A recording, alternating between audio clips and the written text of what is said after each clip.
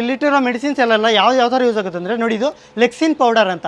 ಇದು ಬಂದು ಮರಿಗಳಿಗೆ ಮುಡ್ಡಿ ಹಿಂದೆಗಡೆ ಮೇವು ತಿಂದಿರೋವಾಗ ಡೈಜೆಸ್ಟ್ ಮಾಡಿ ಆ ಲಿಟರ್ ಹಾಕುತ್ತಲ್ಲ, ಅಲ್ಲಿ ಮೆತ್ಕೊಂಡು ಬಿಡುತ್ತೆ, ಅದು ಹೋಗಲ್ಲ. ಅವಾಗ ಮರಿ ವೀಕಾಗಿ ಸತ್ತೋಗ್ಬಿಡುತ್ತೆ. ಅದು ಕ್ಲಿಯರ್ ಆಗಲಿಕ್ಕೆ ಸ್ವಲ್ಪ ವಾಟ್ರಲ್ಲಿ ಮಿಕ್ಸ್ ಮಾಡಿ ಕೊಟ್ಟರೆ ಸಾಕು ಸರ್. ಮತ್ತು ನೆಕ್ಸ್ಟ್ ಬಂದು ನೋಡಿ, ಇದು ನಿಯೋಡಾಕ್ಸ್ ಸ್ಪೋರ್ಟ್ ಅಂತ ಪೌಡ್ರು.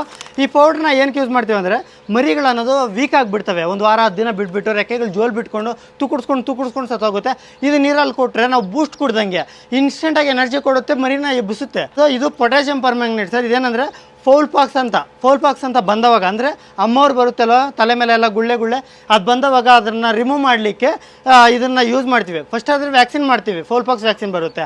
ಅದು ಮಾಡಲಿಲ್ಲ ಅಂದರೆ ನಮಗೆ ಗುಳ್ಳೆಗಳು ಬರುತ್ತೆ. ಬಂದವಾಗ ಇದರಲ್ಲಿರ್ತಕ್ಕಂಥ ಪೊಟ್ಯಾಷಿಯಂ ಪರ್ಮ್ಯಾಂಗನೇಟ್ ಅಂತ ಕಾಂಪೊನೆಂಟು ತಿಕ್ಕಾಗಿ ಪೇಸ್ಟ್ ಥರ ಮಾಡ್ಕೊಂಡು ಆ ಗಾಯದ ಮೇಲೆ ಜಸ್ಟ್ ಹಂಗೆ ಹಚ್ಚಿದ್ರೆ ಒಂದೇ ನೈಟೆಲ್ಲ ಕ್ಲಿಯರ್ ಆಗಿಬಿಡುತ್ತೆ ಸರ್. 100% ಕಂಪ್ಲೀಟಾಗಿ ಎಫೆಕ್ಟಿವ್ ಆಗಿ ಯೂಸ್ ಆಗುತ್ತೆ.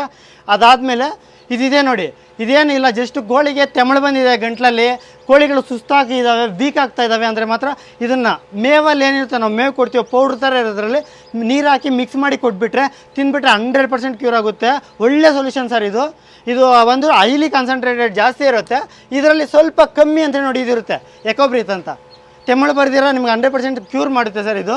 ನೆಕ್ಸ್ಟು ನಮ್ಮ ಫಾರ್ಮಲ್ಲಿ ಏನಾದರೂ ಗಲೀಜಾಗಿ ಸ್ಮೆಲ್ ಬಂದುಬಿಡ್ತದೆ, ಎಲ್ಲ ವೈರಸ್ ಥರ ಫಾರ್ಮೇಷನ್ ಆಗಿಬಿಟ್ಟಿದೆ, ಕೋಳಿಗಳು ಏನು ಮಾಡಿದ್ರು ಉಳಿತಾ ಇಲ್ಲ ಅಂದವಾಗ ನೋಡಿ, ಇದೊಂದು ಮೆಡಿಸಿನ್ ಇದೆ. ಈ ಮೆಡಿಸಿನ್ ಏನಿಲ್ಲ, ವಾಟ್ರಲ್ಲಿ ಮಿಕ್ಸ್ ಮಾಡೋದು, ಫಾರ್ಮೆಲ್ಲ ಸ್ಪ್ರೇ ಮಾಡಿಬಿಡೋದು.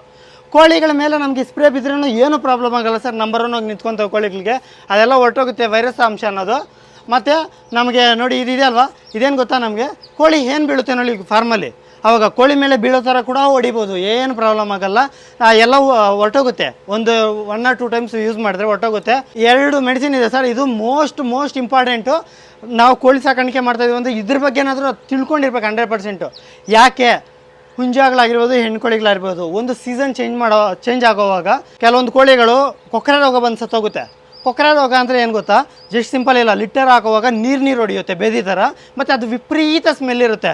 ಕೋಳಿ ಅನ್ನೋದು ಚೆಸ್ಟ್ ಮಸಲ್ ಇರುತ್ತೆ ನೋಡಿ, ಇಲ್ಲಿ ಚೆಸ್ಟ್ ಮಸಲ್ ಅದಕ್ಕೆ ಬರುತ್ತಲ್ಲ, ಅದು ಬಂದುಬಿಟ್ಟು ಒಣಗೋಗ್ಬಿಡುತ್ತೆ, ಫುಲ್ಲು ಒಳಗಡೆ ಶಿಂಕ್ ಆಗಿಬಿಟ್ಟು ಕೋಳಿ ಫುಲ್ಲು ವೀಕ್ ಆಗಿಬಿಟ್ಟು ಗುಬ್ರ ಹಾಕೊಂಡು ಸತ್ತೋಗುತ್ತೆ. ಅದನ್ನು ಕೊಕ್ಕರೆ ರೋಗ ಅಂತಾರೆ. ತುಂಬ ಡೇಂಜರಸ್ ಸರ್ ಅದು.